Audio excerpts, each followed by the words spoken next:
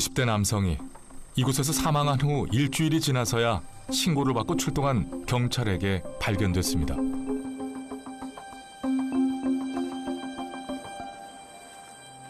최근에는 차에서 극단적인 선택을 하고 뒤늦게 발견되는 일이 자주 일어나고 있는데요.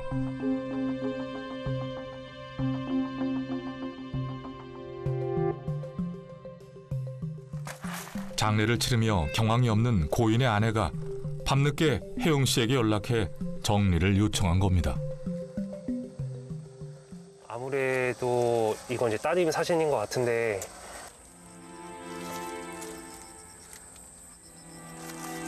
약간 좀 그런 공고가 있는 거 보니까 약간 건설 현장 쪽에서 일하신 게 아닌가. 얼마 전까지만 해도 남들과 별다를 것 없는 일상을 보냈을 텐데 이렇게 또 한 명이 안타까운 선택을 했습니다.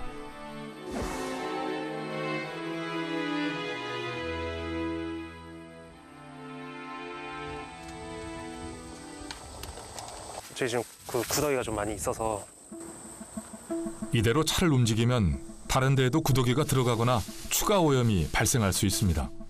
현장에서 조치를 취하고 견인차를 불러야 합니다. 일단 어찌 됐는데?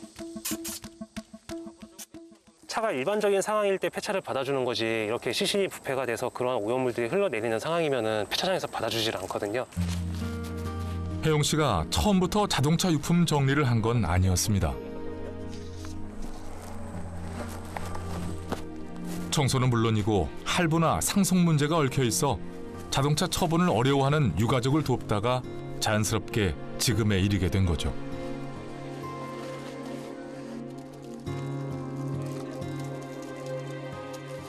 저희 애로사항 중에 또 하나라고 볼 수가 있는데 저희가 일을 하는데 뭐 근원날 오니까 바닥에 막 소금이 잔뜩 뿌려져 있다든가 아니면은 막걸리가 막 부어져 있다든가 뭐 정리 청소를 하고 이제 밥을 먹으려고 그 바로 마주 보이는 식당을 딱 걸어가는데 딱 눈이 마주쳤어요. 가게 주인분하고. 그래서 제가 이제 이랬거든요. 점심 식사 되냐 이랬더니 가라고, 냄새나서 안 된다고. 그때 이제 저랑 같이 일했던 친구와 이제 그런 얘기가 나왔죠. 야, 우리 앞으로 몸에 냄새나니까 나 다른 사람들한테 좀 피해 입히는 것도 많으니까 우리 그냥 밥 먹지 말고 작업하기 전에 든든하게 먹고 작업 다 끝나고 나서 그냥 헤어지고 난 다음에 그냥 알아서 각자 먹자 해서 이제 그 이후부터는 점심을 거의 먹질 않아요.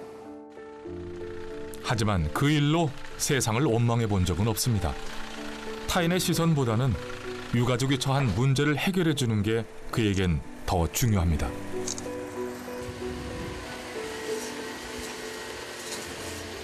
죽음을 막을 수는 없잖아요. 그러니까 결국은 이제 유가족분들은 저희한테 연락을 할 수밖에 없는데 이제 의뢰인이 이제 현장을 봤을 때 이제 만족을 하겠구나라는 생각이 들었을 때 사실 뭐 기분이 좋은 거는 당연하죠. 예.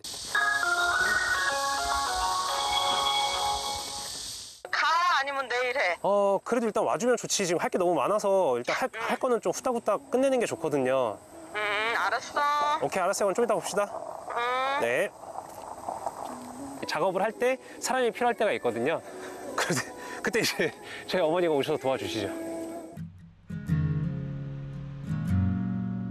윗부분 있지, 윗부분. 안에 들어가서는 내가 닦을 테니까 그거 닦아줘요. 혜영 씨는 3년 전 유품 정리 작업을 하다 다리 근육을 다쳤는데요. 그래서 종종 어머니가 도와주러 오신다는군요. 이쪽에 스팀 쏘면은 오염물이 안 나오면은 이제 괜찮은 거고. 엊그제 쏠 때 나 있었잖아. 네. 그때 괜찮았어. 그러니까 한 번 더 하면 더 깨끗해지겠지. 야. 이게 조금 험하고 지저분하잖아요. 남들한테 보여지는 거 그게 조금 신경이 쓰였었어요. 저거 한번 줘봐요. 고인분께서 이제 사망을 하고 난 이후에 유가족분들이 이제 다양한 일을 진행을 해야 되거든요. 고인분이 거주하고 계시던 집안에 있는 물건 정리를 시작으로 뭐 그렇게 좀 고독사를 하셔가지고 그러한 현장을 청소를 한다든가 사망자 자동차에 대한 처분 아니면은 뭐 그런 상속이라든가 그런 법률 서비스 연계 이런 것들을 모두 이제 아우러가지고 이제 유가족분들을 위한 서비스를 진행을 하는 일이라고 보시면 될 것 같습니다. 혼자 살던 60대 여성이 고독사한 현장입니다. 네. 이거 바닥 시커먼 게 그건가요? 어제. 이분이 좀 거동이 불편하셨나 봐요. 네. 네, 그래가지고 이 안에서 그냥 좀 실례를 하신 것 같아요. 그냥 뭐 변이랑 우물이랑 그런 것도 좀 많이 있었어요. 고독사는 발견되는데 길게는 1년도 걸린다는데요. 다행히 이곳은 고인의 사망 이틀 뒤 올 수 있었습니다. 발견이 더 늦어졌다면 집안의 오물까지 더해져 작업이 아주 힘들었을 겁니다. 문을 열고 들어가면은 그렇죠. 일단 코를 찌르죠. 그런 부패 악취가 코를 찌르고 예. 굉장히 심각한 경우에는 이제 저절로 눈물이 나오는 경우도 있고 그러한 흔적들을 보게 되면은 일단 뭐 약간 좀 우울한 느낌이 드는 건 어쩔 수가 없는 것이고 이분 저기 뭐냐 그 유가족분은 계시는가요? 처음 살 때 주인집 아줌마니 얘기로는 네. 남편분은 사별하신 것 같고 네. 그리고 나서 아드님도 하나 있는 것 같은데 아드님이랑은 좀 연락이 끊겨서 네. 경찰서에서 해가지고 아드님이랑 연락이 됐는데 아드님께서 그냥 끊고 사신 분이라고 네네. 그냥 자꾸 이렇게 연락하는 거 좀 불편하다라고 아. 해가지고 경찰서에서 거의 무용고자식으로. 요즘은 가족이 있어도 무연고자가 되는 일이 많습니다. 굉장히 많이 있죠. 그러니까 저희한테 연락이 오는 경우는 아까 말씀드렸다시피 가족관계가 단절되는 경우가 많은데 자녀가 부모에 대한 그런 거를 거부하는 경우가 대부분이라고 보시면 되고요. 자녀만은 욕할 수가 없는 이유가 그 유가족분의 의뢰를 받고서 이제 고인에 대한 그런 유품 정리를 진행을 했는데 그 아드님께서 저한테 이렇게 얘기하더라고요. 자기가 태어나서 이 사람을 단 한 번도 본 적이 없는데 내가 왜 이 사람 죽어가지고 내가 여기까지 올라와서 내가 왜 이 고생을 해야 되는지 이해가 안 된다고 그렇게 얘기하는 경우도 자주 그렇게 얘기하는 경우도 있었고. 중요한 유품은 어떻게 찾으면은 저희가 보관할까요? 아니면은 아닙니다. 그 유품은 네네. 여기가 그 동사무소 쪽에서 연락이 온 거라서 유품 같은 게 있으면 찾아놓으면 와가지고 자기가 그 일단 보관해 놓겠다라고 하셔가지고. 심각한 오염물을 치우고 나면 제일 먼저 유품이라 불릴 만한 것을 찾아야 합니다. 크게 두 가지로 나뉘는데 통장이라든가 도장 아니면은 뭐 현금, 귀금속, 그다음에 뭐 보험 증서, 그러니까 이런 그런 재산적인 가치품이 있고 그다음에 사진이라든가 뭐 다이어리 같은 정서적인 유품 이제 그런 것들을 저희가 일단 기본적으로 찾아서 이제 유가족분이 계시면은 저희가 전달을 해드리고 만약에 유가족분이 안 계시면은 저희가 일단은 보관을 해두죠. 주인을 잃은 수많은 물건 중에 세월의 때를 입은 진주 목걸이만이 고인의 생전 취향을 알려주는데요. 간혹 고인에게 채무가 있거나 유가족에게 남기는 재산이 정리되지 않았을 땐 현장에서 큰 소리가 나기도 합니다. 분쟁거리를 만들지 않으려면 꼼꼼하게 확인을 해야 하는데요. 혹시라도 주머니에 뭐 편지가 나올 수도 있고 아니면 뭐 돈도 나올 수 있고 아니면 뭐 이분이 끼시던 뭐 반지나 그런 것도 나올 수도 있고 하니까. 하지만 이렇게 해도 의심을 받고는 합니다. 약간의 그런 의심의 눈초리를 받게 되는 경우가 있어요. 자녀분이 오셔가지고 집안에서 지갑이 나왔을 텐데 지갑이 왜 없냐? 저희 안 나왔는데요. 그러니까 아니 있었을 거라고요. 그러니까 아니요 진짜 안 나왔습니다. 했더니 아니 안 나올 리가 없잖아요. 계속 이렇게 말씀하셔가지고 제가 이제 맨 처음 연락 주셨던 조카분에게 연락을 하니까 제가 경찰한테 넘겼는데요. 그러니까 이렇게 말씀하시는 경우도 있었고 초기에서 한 3년 동안은 굉장히 힘들었죠. 방 한쪽에 고인이 고이 모아둔 앨범이 나왔습니다. 사진은 정서적 유품인데요. 여기 전체가 다 앨범인데. 앨범이에요? 네. 되게 많네. 연락이 끊긴 아들의 결혼식 사진과 가족 행사 사진. 이거는 그냥 일단은 놔둬야 될 것 같아요. 고인의 부모님 사진입니다. 이렇게까지 모아둔 걸 보면 고인에겐 큰 의미였을 겁니다. 마지막 작업할 때 한번 여쭤보시고 만약에 이것까지 필요 없다라고 말씀을 하시면 그냥 저희 회사 쪽으로 옮기든가 일단 그렇게 하시죠. 혜영 씨가 유품을 챙기게 된 이유가 있습니다. 무연고 사망자로 구분이 된 경우에는 저희가 무조건 보관을 해요. 어떻게 될지 몰라서. 이제 무연고 사망자로 구분이 되셔가지고 저희가 다 이제 정리를 하고 다 폐기 처분을 하고 뭐 그렇게 진행을 했는데 1년 넘은 뒤에 연락이 오더라고요. 그러니까 자기가 꽤 먼 친척이라고 했어요. 근데 그나마 연락이 닿은 거예요. 근데 이분이 외국에서 거주를 하고 계셨더라고요. 그래서 어떻게 하다가 이제 저를 알게 되셔서 저한테 물어보셨고, 그래서 그때 그냥 건물주 분께서 그냥 무용고 사망자로 구분됐기 때문에 그냥 다 처분하시라고 말씀하셔가지고 저희는 다 처분을 진행을 했습니다. 그러니까 굉장히 아쉬워하셨거든요, 그때 당시에. 그래서 이제 그때 좀 생각이 든 거죠. 아, 무용고 사망자는 어떻게 될지 모르니까 보관을 해야겠다라는 생각이 들어서 지금 현재는 이제 무용고 사망자 같은 경우에는 저희가 다 유품을 모아놓고 있습니다. 인맥이 굉장히 좋으신 것 같은데요? 이게 영업하면서 하시는 분들 아니에요? 네, 이거 다 청첩장 같은데요? 영업하시면 그분들 다 생기고 그러시나요? 네. 쓸쓸했던 마지막과는 달리 생전엔 많은 사람과 어울린 것 같은 고인. 떠난 후 남겨진 유품이 그녀의 과거를 알려줍니다. 지금 봤을 때 디스크가 찾아오신 것 같아요. 그러니까 그 4번, 5번 요추관 척추 전방 전이증? 제가 봤을 때는 그러니까 이제 거동이 불편하시니까 이제 저런 걷기에 도움이 될 수 있도록 보행기가 있는 것 같고, 걷기가 어려우니까 또 화장실까지 가지 못하셔가지고 이제 여기서 좀 실례를 하지 않았을까. 그렇게 이제 추측이 되네. 갑자기 닥친 불행에도 마지막까지 열심히 살아보려 했던 고인의 흔적이 노트 한 장에 서툰 글씨로 남아 있습니다.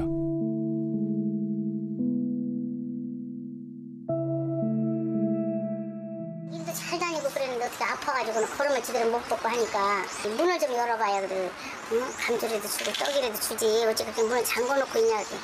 형님 나가 이따가 저녁 때 지금 아파서 그런다 그래요. 본인이 문 열고 나오지 않는 이상 일일이 그걸 할 수가 없잖아요. 그래서 그냥 말한 건데 그리고는 이틀 있다가 그지. 불 안 켜놨으면 몰랐어요. 지금까지도 불 켜놨기 때문에 그게 발견이 된 거예요. 혜영 씨와 동료들이 고인에 대한 기억을 안고 천국으로의 이삿짐을 정리합니다.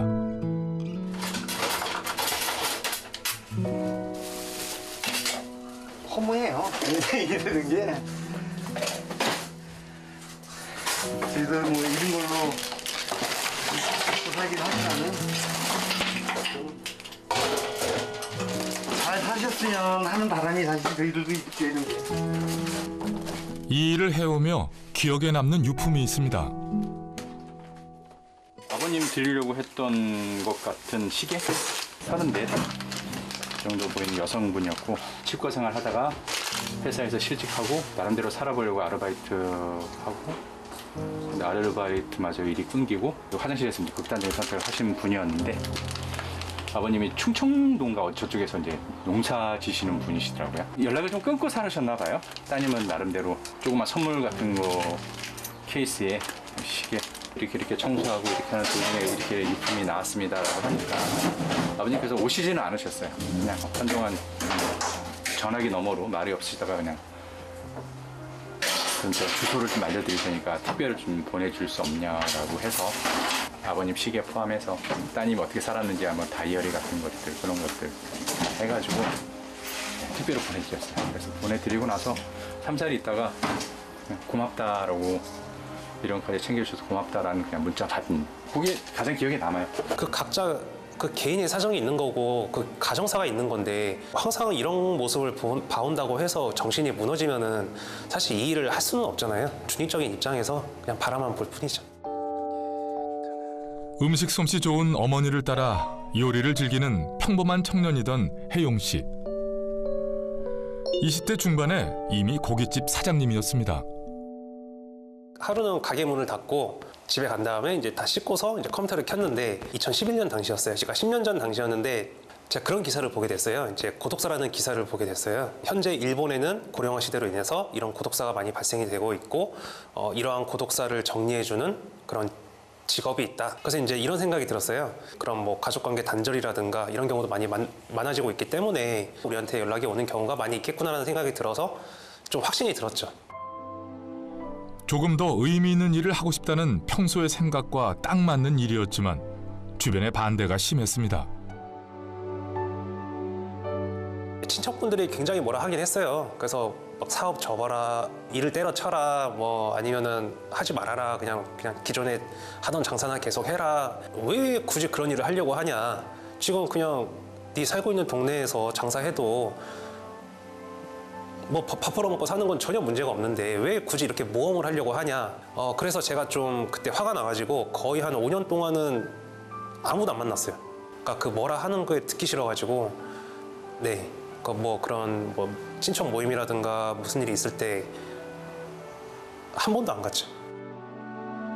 혜영 씨도 가족 관계를 단절해 본 경험이 있기에 무연고자의 상황을 잘 이해하고 있습니다.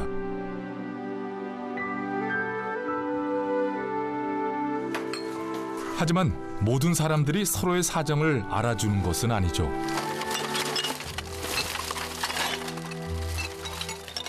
저희가 아무리 그런 오염물들을 다 포장을 하고 한더라도 이거를 차량 안에 이제 트럭에 싣게 되면 냄새가 날 수밖에 없거든요. 그러면 이제 냄새 나니까 차를 저쪽으로 옮겨라, 차를 딴 데로 빼라, 주차하지 말아라, 좀 난동 부리시는 경우도 있고.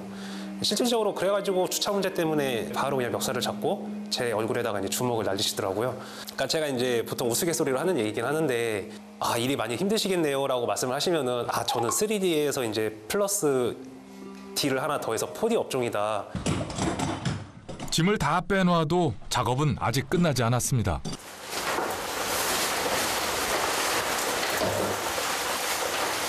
좀 약간 심각한 현장이었으면 벽지를 제거를 하는데 이 현장 같은 경우에는 일단은 현장 상황이 좀 무난했고 그다음에 이제 건물주 분께서도 이제 벽지 제거를 원하시지 않으시고 그런 살균 소독 작업이라든가 그런 항균 탈취 작업을 또 한 번 진행을 할 겁니다. 유품 정리사가 특수 청소부라고도 불리는 이유인데요. 나가 계세요? 네. 보이지 않는 냄새를 없애기 위해 약품을 살포하고 전문 장비를 사용합니다. 필요하다면 몇 번이고 이 과정을 반복하는데요. 약품이 가득한 방 안에서 숨을 참고 하는 고된 노동이죠.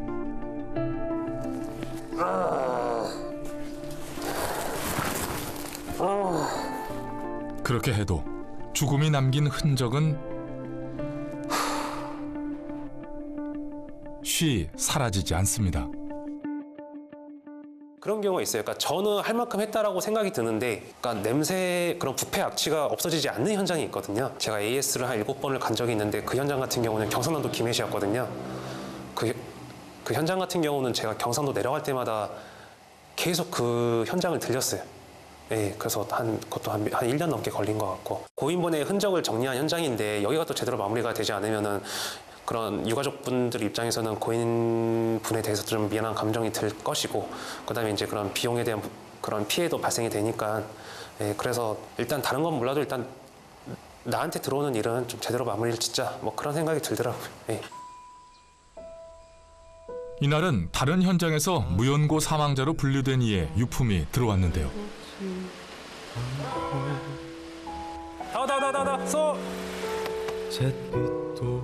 지방에 있는 유가족이 유품 인수를 거부했습니다. 이거 오늘 현장에서 나온 거예요? 오케이. 유품은 단촐합니다. 옷가지와 일기장, 메모 몇 장이 전부인데요. 아무래도 고인은 젊은 청년 같습니다. 나랑 나이가 똑같은데? 고인은 38배 남자입니다. 지금 딱 우울증 같은데? 이거는 다 약, 진단서, 영수증. 뭐야? 노숙 1일차래. 지금 몸 상태와 재정 파산 상태에선 복권만이 나에게 기회를 줄 뿐인 상황. 전쟁태가 아니고 천재지변은 아니지만 그래도 힘들고 절망적이다. 어지간한 일엔 담담한 혜영 씨도 크게 흔들린 적이 있습니다. 저한테 연락을 하셨던 분이 그 보육원의 원장님이셨어요. 이 청년이 퇴소하고 나서 그 해 2월 달에 극단적인 선택을 했고 바로 그 다음에 이제 시간이 지나서 6개월 뒤에 발견이 된 거였죠. 가장 어린 고인이었어요, 이분이. 내가 퇴소를 하면은 이제 인생이 끝이구나. 자기는 이제 사회에 진출해봐야 어떻게 살아갈 방법이 없기 때문에 이러한 선택을 하지 않았나. 뭐 좀 더 참아보고 자기가 좀 하고 싶었던 것을 했으면은 적어도 이러한 선택은 하지 않았을까. 자신도 어두운 청춘의 터널을 거쳐왔기에 더 안타까웠습니다. 3년 동안은 굉장히 힘들었어요. 뭐 한 달에 뭐 50만 원도 못 벌 때였으니까, 그러니까 진짜 생활비조차도 안 됐었고, 혜영아 뭐 이번 달은 몇 건이나 했니? 한 건이요. 얼마나 벌었니? 20만 원이요. 접는 게 어떨까? 뭐 이렇게 말씀하셨죠. 그래서 아니요, 저는 이거 안 접어요. 이거 왜 접습니까? 이거는 분명히 우리나라에서 필요한 직업이 될 것인데 접을 수가 없습니다. 이렇게 얘기했죠. 아들, 기래용 놀랬지? 이런 거 싫어하는 거 아는데 엄마가 아들 당황하는 거 보고 싶어서 서프라이즈 이벤트로 준비했어. 그래도 남들이 안 될 거다 그런 걸 왜 하냐? 그래도 네 갈 길 가고 결국 여기까지 온 걸 보면 한 사람의 인간으로서 멋지다고 생각해. 자기가 진심인 일을 만나면 그렇게나 부지런해지고 열정을 갖고 임할 수 있구나. 그래도 몸은 챙겨가면서 일했으면 좋겠어. 그리고 엄마한테도 자랑스러운 아들로 남아주라. 힘내. 화이팅! 보통 제가 일을 할 때는 굉장히 좀 그렇게 좀 이렇게 정신적이라든가 육체적으로 많이 좀 아프신 분들께서 이제 이러한 사건을 많이 겪게 되는데, 그래도 저희 어머니 같은 경우는 그래도 지금 건강하게 지내고 계시는 거 보면은 그게 제일 감사하죠. 유가족의 어려움을 나누기 위해 혜용 씨는 오늘도 그곳에 있습니다.